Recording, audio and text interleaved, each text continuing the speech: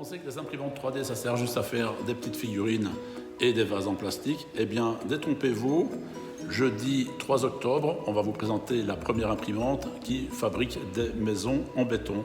Rendez-vous à Mons, à l'IFA PME. On vous fera une petite démonstration. Au matin, il y aura une conférence sur de la 3D, sur une nouvelle technologie d'intelligence artificielle et de 3D, auquel je ne comprends absolument rien, mais on va quand même tout vous expliquer.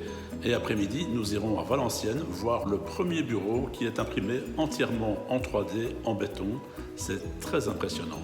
Alors, pour vous inscrire, il y a seulement 50 places. Vous envoyez un mail à l'adresse juste ici, en dessous. Voilà, jeudi 3 octobre. À bientôt.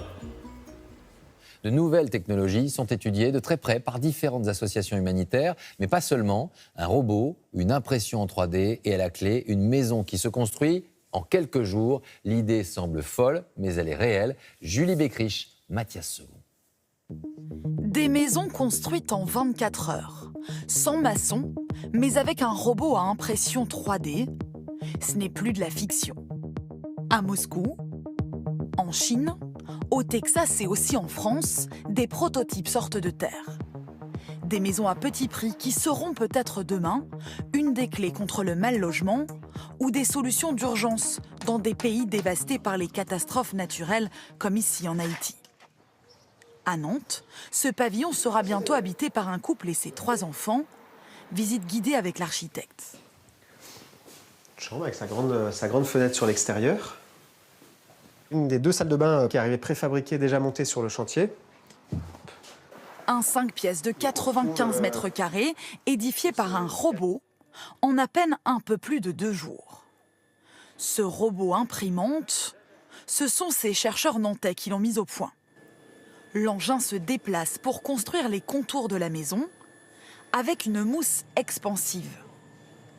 La grande précision du robot a permis à l'architecte d'innover dans les formes. Ce que va vous permettre le robot imprimante, c'est justement de pouvoir imprimer très exactement ce que vous dessinez sans aucune limitation formelle, etc. C'est-à-dire qu'il est vraiment capable de dessiner la moindre courbure aussi simplement que mon imagination peut le dessiner.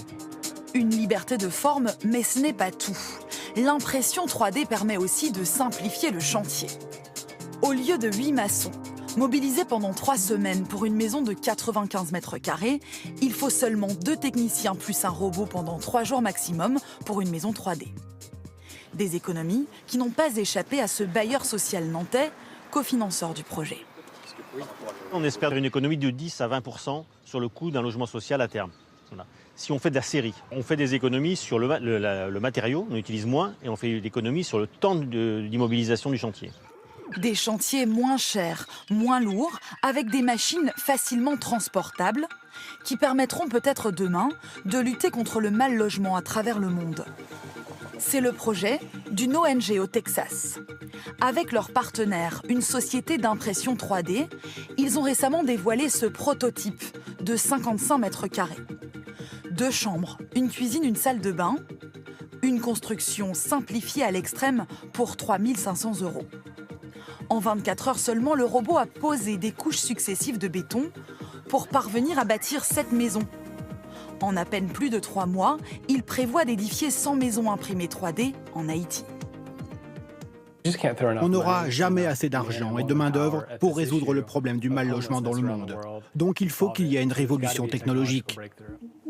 1,2 milliard de personnes vivraient aujourd'hui dans des habitats précaires ou des bidonvilles selon cette ONG. La maison à impression 3D peut être une solution d'avenir.